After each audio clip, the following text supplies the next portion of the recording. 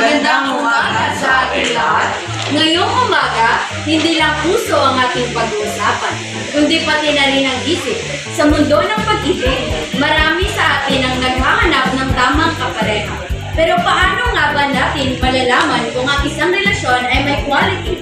At hindi lang basta sales. Paano tayo magiging matalino? Mamipili pagdating sa pag-ibig. Handa na ba kayong makinig, mag-relate at matawa sa mga hugot ng pagkasang aral? Tara na at simulan ng gabing puno ng hugot at payo para sa pusong gustong maging matalino sa pag-ibig. Mapanuri. Parang lahat ang pagpili ng ibig ay hindi pwedeng minamadali. Dapat mapanuri ka, tinitignan ang bawat detalye at kaprayat-raydan. Si Sauli, ayaw mo masisisi sa maling pagpili. Sa pag-ibig, kailangan mong maging mapanuri tulad ng isang mamimili. Suriin mo ang intensyon, tignan ang katangian, at siguraduhin kung worth it ba ang presyo ng puso mo. Para hindi ka magkamali at masaktan. Pangalawa, naghahanap ng alternative. Maghanap ng mga alternatibo kung sa produkto, marunong tayong maghanap ng alternatibo kung hindi mahanap ang gusto. Bakit sa pag-ibig, kapit na kapit ka pa rin sa wala? Huwag matakot maghanap ng bago, baka doon mo pala makita ang mas higit na bagay na makakapagpasaya sa iyo.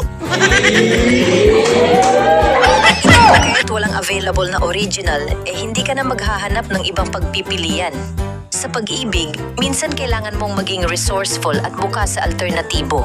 Baka ang substitute pala ang mas tugma sa mga pangangailangan mo. Ang ikatatlo, hindi nagpapadaya. Pagdating sa pag-ibig, dapat laging alerto at hindi nagpapadaya. Kung may mali, dapat kaya mong itama. Huwag kang magpapaloko sa matatamis na salita kung hindi naman totoo ang kilos. Tandaan, ang pusong minsan ng nadaya ay hirap ng magtutulungan.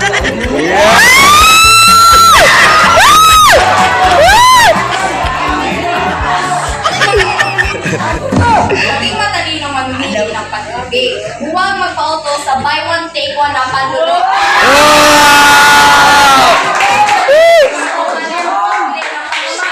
Huwag kang katubiling itama. Karapatan mong makuha ang totoo at buong pagmamahal.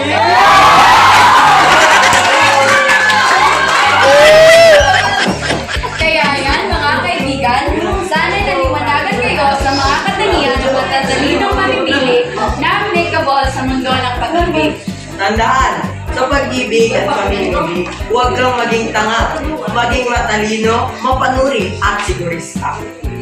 At higit sa lahat, piliin ang karapat-dapat para sa iyo para hindi ka masaktan, masayang ang pera at masira ang puso mo. Maraming salamat po sa inyong pakikinig at suporta. At sana, sa paglabas ninyo dito, hindi lang kayo maging matalinong mamimili ng produkto, kundi matalinong mamimili rin ng pag-ibig.